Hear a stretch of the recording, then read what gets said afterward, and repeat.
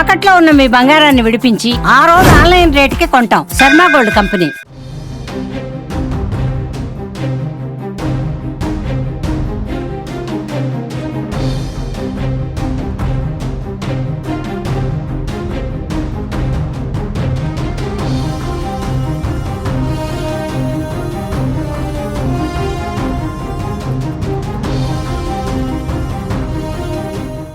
Betting app కేసులో ED విచారణ ముమ్మరం చేస్తుంది. ఈ క్రమంలో బెట్టింగ్ యాప్ కేసులో నిందితులుగా ఉన్న 4 సెలబ్రిటీలకు నోటీసులు జారీ చేసింది.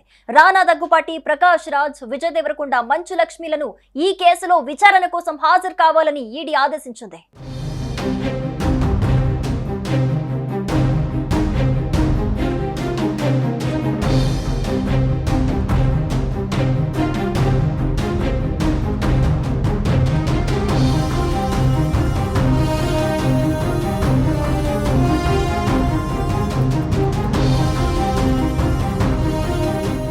రానా దగ్గుపాటి జూలై 23న, ప్రకాష్ రాజ్ జూలై 30న, విజయ్ దేవరకొండ ఆగస్టు 6న, మంచు లక్ష్మి ఆగస్టు 13న ఈడీ విచారణకు హాజరు కావాల్సి ఉంటుంది.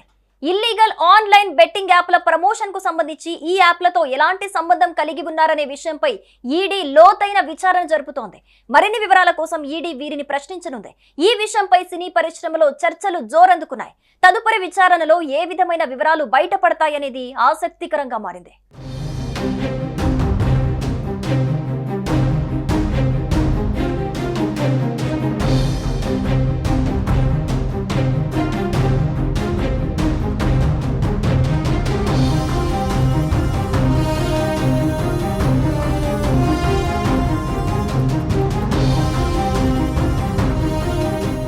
కాగా ఈ బెట్టింగ్ యాప్స్ అరికట్టేందుకు ఏకంగా ఆర్టీసీ ఎండీ మాజీ సిపి సజ్జన రంగంలోకి దిగారు.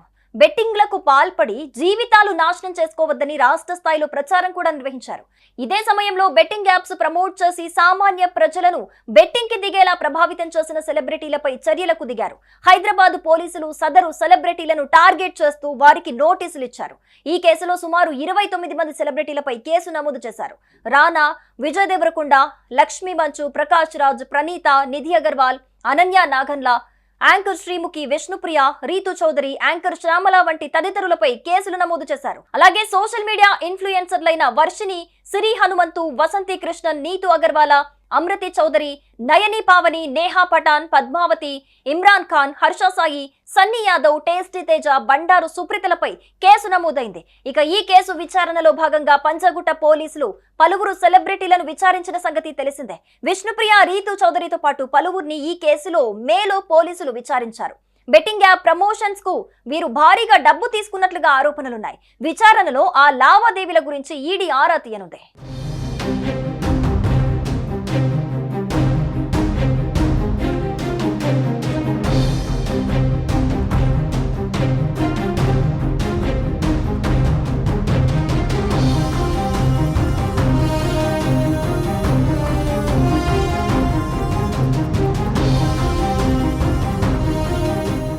ఈ కేసులో బెట్టింగ్ యాప్ల ద్వారా మనీ లాండరింగ్, హవాలా లావాదేవీలు జరుగుతున్నట్టుగా ఆరోపణలు వచ్చాయి. దీంతో ఈడీ కేసు నమోదు చేసి విచారణ ప్రారంభించింది. మొత్తంగా బెట్టింగ్ యాప్స్ ప్రమోషన్స్ కేసులో మనీ లాండరింగ్ జరిగినట్లు ఆరోపణలు రావడంతో ఈ కేసులోకి ఈడీ ఎంట్రీ ఇచ్చింది. ఈ మేరకు వివిధ పోలీస్ స్టేషన్లలో నమోదైన ఎఫ్ఐఆర్ల ఆధారంగా ఈసీఐఆర్ నమోదు చేసి ఈడీ దర్యాప్తు మొదలుపెట్టింది. ఈ కేసులో గూగుల్ మరియు మెటా సంస్థలపైన ఈడీ దృష్టి సారించింది. బెట్టింగ్ యాప్లకు తమ వేదికలపై విస్తృత ప్రచారం కల్పించడంపై ఈడీ అభ్యంతరం వ్యక్తం చేసింది. ఈ కంపెనీలు కేవలం ప్రకటనల స్లాట్లను కేటాయించడమే కాక సంబంధిత యాప్ల వెబ్సైట్లకు లింకులు కూడా అందుబాటులో ఉంచినట్లు ఆరోపించింది. ఈ సంస్థల ప్రతినిధులను జూలై 28న విచారణకు హాజరు కావాలని నోటీసులు జారీ చేసింది. బెట్టింగ్ యాప్ల ద్వారా పెద్ద ఎత్తున మనీ లాండరింగ్, హవాలా లావాదేవీలు జరుగుతున్నట్లు ఆరోపణల నేపథ్యంలో ఈ కేసు విషయంలో ఈడీ జోరు పెంచింది.